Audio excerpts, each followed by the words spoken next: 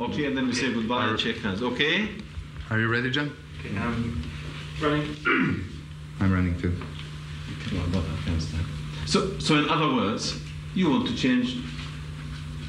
In other words, who gives you the right to change or topple a government in another country?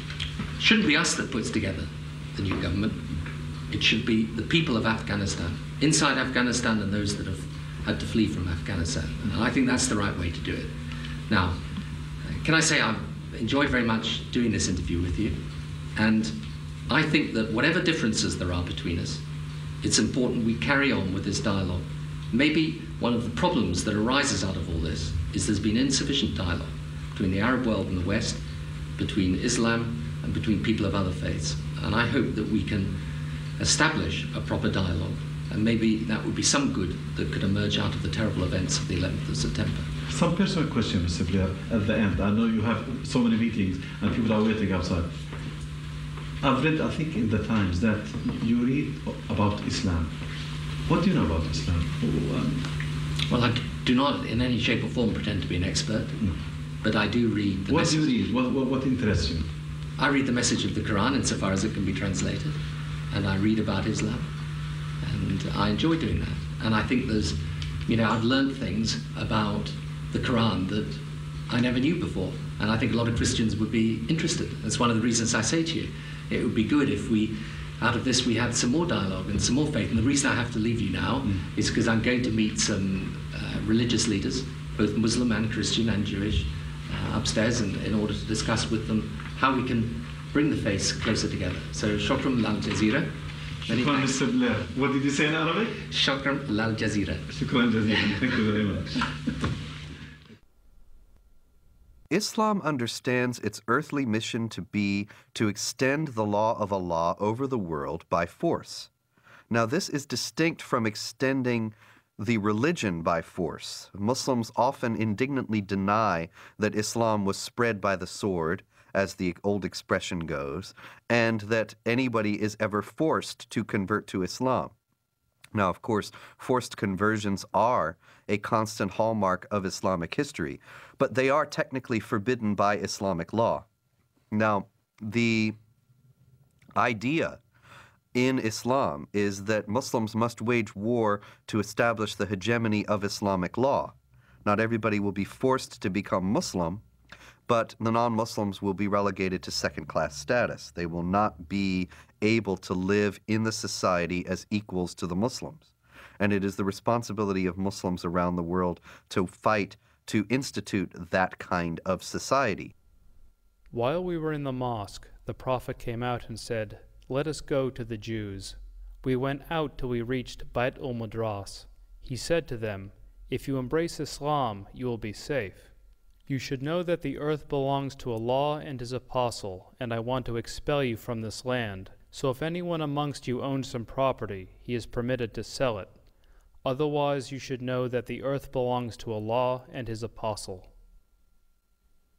The Muslims see the extension of jihad as a war liberating the infidels from their infidelity and a privilege for them to enter in the religion of Islam and to abandon their wrong belief.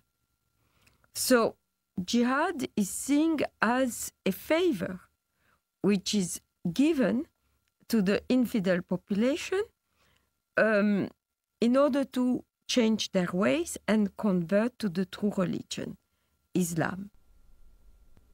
It is not for a prophet that he should have prisoners of war and free them with ransom until he had made a great slaughter among his enemies in the land.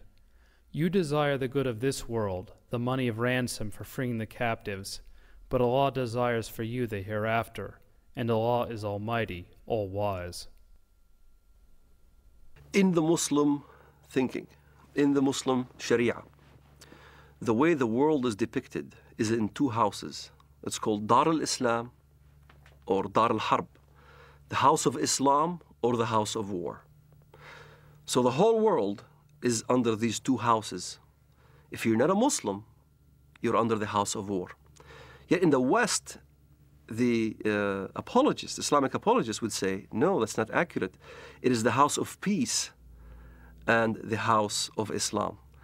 And in fact, that's not accurate. If you look at the hadith and if you look at what comes from the highest jurisprudence in the Middle East, that's what is being taught. يعني أنا لدي طفل من الآن أعده للشهادة إما شهادتي أنا أو هو فأقول له أن الله عز وجل قد جعل هنالك جنة واسعة فيها ما لا عين رأت ولا أذن سمعت ولا خطر على قلب بشر.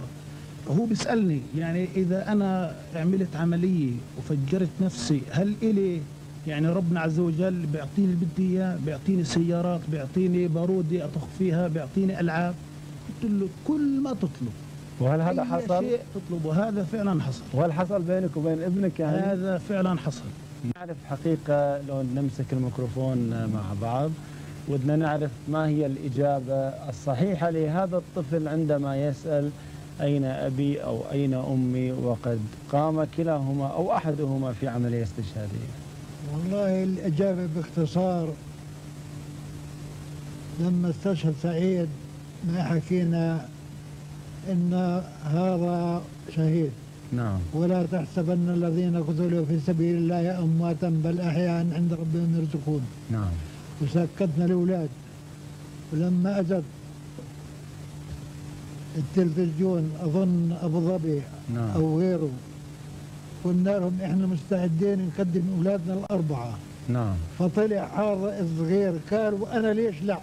وأنا أتمنى أن أكون شهيدا في سبيل الله وأن أقتل عددا من اليهود والكفار الذين أشركوا بالله ورسوله واتبعوا دينا غير لم يشرعه الله ولم يذكر في القرآن الكريم. نعم. وأنا عمري 12 سنة. ما شاء الله. وأحفظ القرآن الكريم. ما شاء الله. الله يحفظك ويجعلك مجاهد إن شاء الله في سبيل الله. Now, the infidel population are seeing this war as a genocidal war, since as it is described in the Muslim historians of jihad, as well as extremely numerous Christian sources, this war was conducted as in great ferocity. Whole cities were given up to massacres. Entire populations were deported in slavery or massacred. The companion of the Prophet and the second Caliph, Umar, sent the Muslims to the great countries to fight the pagans. When we reached the land of the enemy, the representative of Khosrau, Persia, came out with 40,000 warriors. And an interpreter got up saying, "Let one of you talk to me." Al-Mughira replied, "Our Prophet, the messenger of our Lord, has ordered us to fight you till you worship Allah alone or give jizya, tribute. And our Prophet has informed us that our Lord says, 'Whoever amongst us is killed, martyred, shall go to paradise to lead such a luxurious life as he has never seen. And whoever amongst us remains alive shall become your master.'"